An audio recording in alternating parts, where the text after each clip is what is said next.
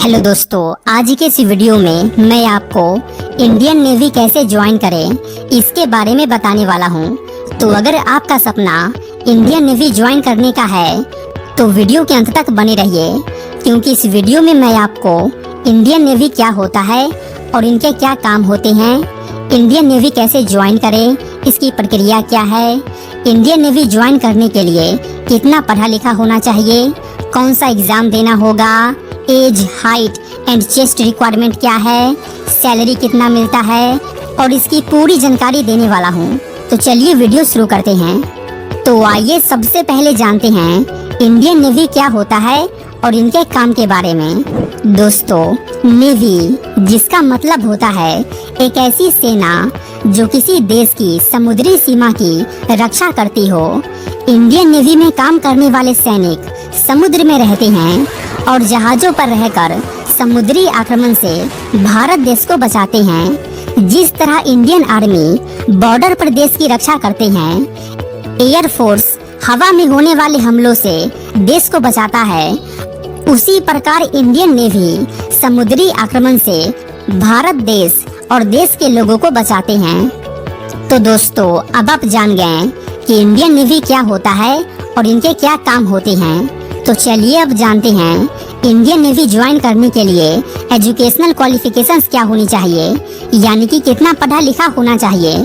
तो दोस्तों, मैं आपको बता दूं कि इंडियन नेवी आप 10वीं के बाद भी ज्वाइन कर सकते हैं, 12वीं के बाद भी ज्वाइन कर सकते हैं और ग्रेजुएशन के बाद भी ज्वाइन कर सकते हैं। 10वीं के बाद आप नेवी के लोअर पोस्ट पर नौकरी पा सकते हैं, जैसे नाविक, स्टीवर्ड एंड कुक के पोस्ट पर।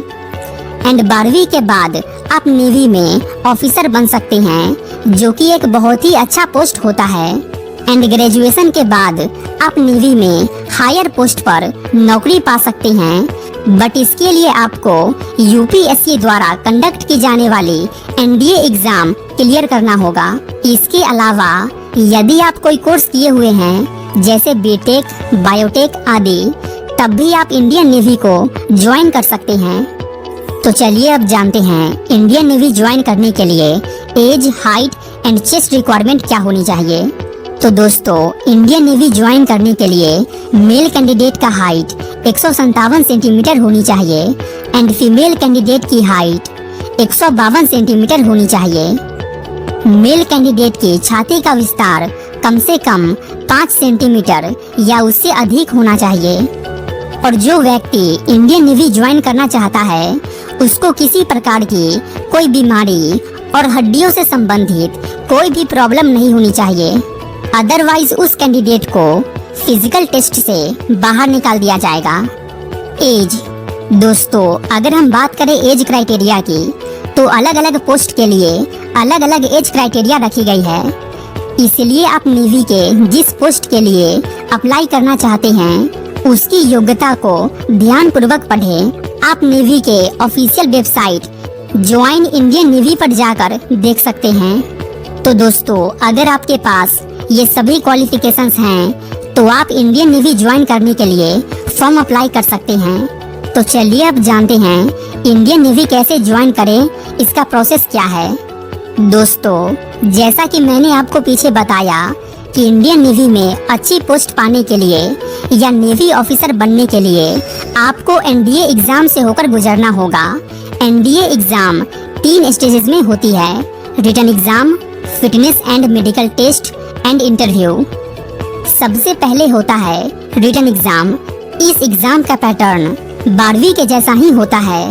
यदि आप इस लिखित परीक्षा में पास होना चाहते हैं, तो आपकी math, English, physics, chemistry, general knowledge और रीजनिंग सब्जेक्ट पर अच्छी पकड़ होनी चाहिए, क्योंकि इस लिखित परीक्षा में इन्हीं सब्जेक्ट से संबंधित प्रश्न पूछे जाते हैं, जो कि ऑब्जेक्टिव टाइप के होते हैं। दोस्तों, अगर आप रिटन एग्जाम में पास हो जाते हैं, तो उसके बाद फिटनेस एंड मेडिकल टेस्ट के लिए आपको भेज दिया जाता है।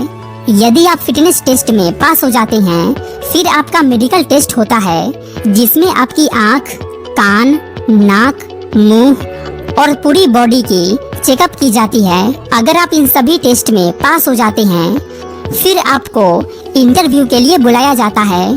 ये इंटरव्यू काफ़ी नॉर्मल होता है, इसमें ज़्यादा कुछ नहीं चेक किया जाता है और मैक्सिमम कैंडिडेट इस इंटरव्यू में पास हो जाते हैं। जो कैंडिडेट इन सभी टेस्ट में पास हो जाते हैं वो एक इंडियन नेवी बन जाते हैं।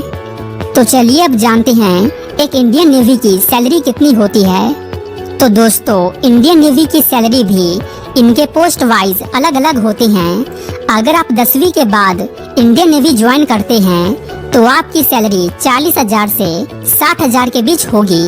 वहीं अगर आप 12वीं के बाद इंडियन नेवी ज्वाइन करते हैं तो आपकी स्टार्टिंग सैलरी 80,000 से 89,000 के बीच हो सकती है और कुछ साल काम करने के बाद ये सैलरी 1 से 2 लाख तक हो जाती है। तो दोस्तों, अब आप जान गए होंगे कि इंडियन नेवी कैसे ज्वाइन करते हैं और इसकी प्रक्रिया क्या है। तो अगर वीडियो अच्छी लगी हो तो वीडियो को लाइक करें एंड चैनल को सब्सक्राइब करें। धन्यवाद।